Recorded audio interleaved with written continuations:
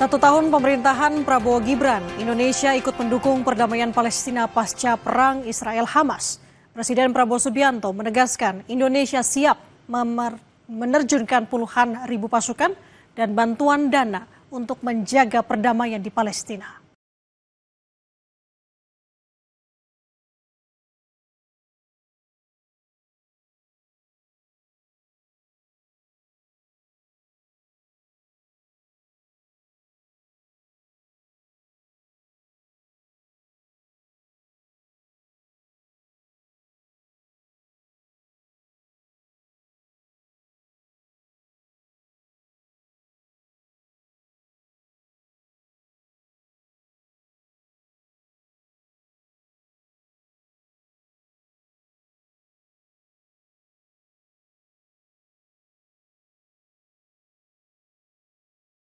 Untuk Israel hentikan genosida dan berikan perdamaian penuh untuk Palestina. Terdampak perang Israel-Hamas sejak 7 Oktober 2023, selama 2 tahun warga Gaza Palestina menderita. Selain seluruh wilayah luluh lantak terdampak perang, warga Gaza dan wilayah lainnya mengalami kelaparan akut. Jumlah korban meninggal dunia warga Palestina di jalur Gaza tercatat lebih dari 67.100 jiwa, dengan hampir 170.000 orang lainnya terluka sejak perang Hamas dan Israel pecah 7 Oktober 2023 lalu. Akhir September lalu, dalam pidatonya di sidang umum PBB ke-80 di New York, Amerika Serikat, Presiden Prabowo Subianto menegaskan Indonesia siap menerjunkan puluhan ribu pasukan dan bantuan dana untuk menjaga perdamaian di wilayah konflik, termasuk di Gaza. Pidato ini menjadi momentum penting setelah 10 tahun Indonesia absen dari forum tertinggi PBB. Indonesia is prepared to deploy 20,000 or even more of our sons and daughters to help secure peace in Gaza or elsewhere. We are also willing to contribute financially to support the great mission to achieve peace by the United Nations. Dalam konferensi tingkat tinggi membahas perdamaian Gaza di Sharm el-Sheikh, Mesir, Prabowo terlihat bersalaman dengan Presiden Amerika Serikat Donald Trump sebelum KTT dimulai. Dalam keterangan persnya, Presiden Donald Trump memuji Presiden Prabowo dengan menyebut sebagai sosok luar biasa. KTT dihadiri lebih dari 20 pemimpin dunia, di antaranya Raja Yordania Abdullah II dan Sekjen PBB Antonio Guterres. Also with us is President Prabowo, a very incredible man, of Indonesia. President.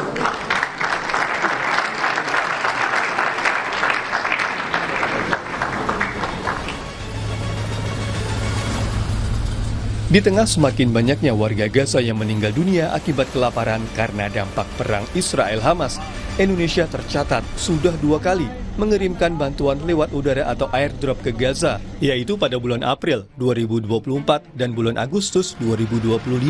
Metode airdrop diharapkan bisa menjangkau wilayah sulit yang ditembus lewat jalur darat.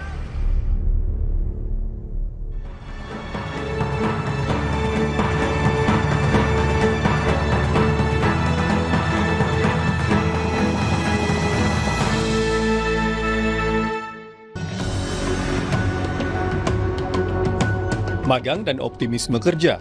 Penduduk bekerja dan produktif akan menopang pertumbuhan ekonomi Indonesia. Oleh karena itu, ketersediaan lapangan kerja patut diupayakan. Setiap kali ada bursa kerja, setiap kali pula antrean pencari kerja mengular. Mereka menjemput harapan untuk memperoleh pekerjaan. Ada yang baru lulus perguruan tinggi, ada yang sudah beberapa bulan menganggur selepas menjadi sarjana, dan ada pula yang diberhentikan dari perusahaan, kemudian mencari kesempatan kerja lagi. Muara mereka satu, yaitu bekerja, kemudian mendapatkan penghasilan untuk memenuhi kebutuhan hidup. Para pencari kerja ini akan bergabung dengan pekerja sektor formal yang per Februari 2025 sekitar 40,6% dari jumlah penduduk Indonesia bekerja.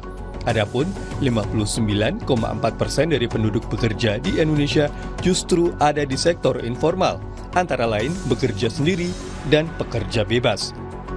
Badan Pusat Statistik BPS merilis dalam setahun, dari Februari 2024 ke Februari 2025, ada tambahan 3,67 juta orang angkatan kerja menjadi 153,05 juta orang. Dari jumlah itu, 145,77 juta orang bekerja dan 7,28 juta orang berstatus pengangguran. Jumlah orang yang bekerja terdiri dari pekerja penuh, pekerja paruh waktu, dan setengah pengangguran. Sebagai negara yang lebih dari setengah pertumbuhan ekonominya ditopang konsumsi rumah tangga, penduduk bekerja merupakan hal penting bagi Indonesia. Tanpa penghasilan, mustahil warganya akan leluasa berbelanja. Jika warga tak membelanjakan uangnya untuk membeli barang dan jasa, produksi tidak terserap. Jika tak ada barang yang terserap, produksi pun terhenti. Selanjutnya, pabrik ataupun usaha tutup. Begitu seterusnya, dampaknya akan berentet hingga ke hulu. Sejauh ini, komponen pertumbuhan produk domestik bruto (PDB) lainnya diantaranya investasi dan belanja pemerintah belum mampu menggantikan peran konsumsi masyarakat. Di tengah kondisi ekonomi yang diwarnai pemutusan hubungan kerja (PHK), program pemagangan lulusan perguruan tinggi yang disiapkan pemerintah bisa memiliki dampak ikutan yang menggerakkan roda perekonomian. Adapun para pemagang, kesempatan ini bisa menambah pengalaman kerja. Sampai dengan Rabu 15 Oktober 2025 petang, program magang ini diikuti 1.668 perusahaan. Adapun jumlah pelamar 147.133 orang yang mengajukan 390.704 lamaran, dan para pelamar akan bersaing memperebutkan kesempatan magang. Sebagian perusahaan favorit bahkan diserbu pelamar yang jumlahnya bisa 50 kali lipat kursi magang yang tersedia. Program magang ini bisa menjadi angin segar yang menumbuhkan optimisme di tengah situasi ekonomi saat ini. Bisa juga jadi upaya pengangkat indeks ketersediaan lapangan kerja atau IKLK yang terus turun sejak akhir 2024. Data Bank Indonesia menunjukkan IKLK pada September 2025 sebesar 92 atau berada di level pesimis. Selanjutnya bisa diikuti program atau stimulus untuk menjaga keyakinan masyarakat atas kondisi perekonomian.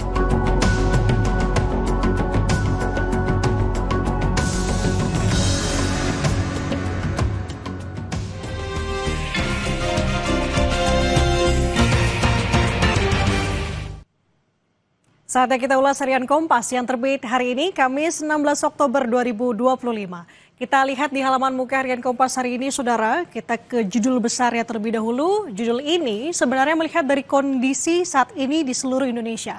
Hampir sebagian masyarakat di Indonesia merasakan cuaca panas. Untuk itu, hindari paparan sinar matahari langsung. Cuaca panas dengan suhu mencapai 37,6 derajat Celcius melanda seluruh wilayah Indonesia. Warga diimbau minum air yang cukup dan juga menghindari paparan sinar matahari langsung. Dari informasi ini kita akan bergeser ke sebelah kirinya, Saudara. Dari komoditas, kilau emas tak pernah redup. Rekor baru harga emas tercatat pada Oktober 2025. Sampai tahun depan, harga emas diproyeksi bertahan di atas $4.000 Amerika Serikat per troy ounce. Harga terdampak geopolitik. Harga itu sudah naik sekitar 64% dalam setahun terakhir. Pada 7 Oktober 2024, Saudara, harga emas $2.695 Amerika Serikat per troy ounce. Kita bergeser sedikit ke bawahnya, Saudara. Kita lihat bagaimana update terkait dengan Hamas Israel. Ada informasi mengenai pengembalian jenazah jadi isu yang sensitif. Pemulangan dan pertukaran jenazah warga Palestina dan Israel menjadi isu sensitif yang mengiringi implementasi kesepakatan gencatan senjata Hamas dan juga Israel. Militer Israel, Saudara, Rabu kemarin mengatakan salah satu jenazah yang diserahkan Hamas pada Selasa lalu bukan jenazah sandera yang ditawan di Gaza. Kita ke informasi lain, Saudara, yang juga dibahas di harian Kompas terkait dengan ledakan kapal. Informasinya sebanyak 10 pekerja tewas dan 21 orang lainnya kritis akibat ledakan yang terjadi saat pengerjaan kapal MT Federal 2 di galangan PT ASL Tanjung Guncang, Batam, Kepulauan Riau pada Rabu waktu setempat. Ledakan itu merupakan peristiwa kedua kali dari kapal yang sama. Kasus sebelumnya pada 24 Juni juga memakan korban jiwa sebanyak 4 pekerja.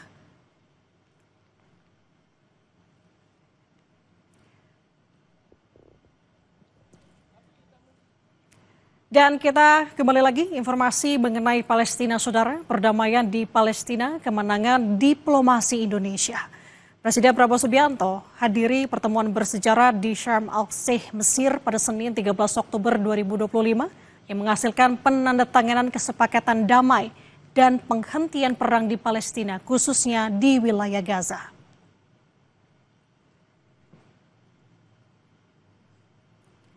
Dan saudara, untuk informasi lebih lengkapnya, Anda bisa membaca harian Kompas yang terbit hari ini atau juga bisa mengaksesnya melalui kompas.id.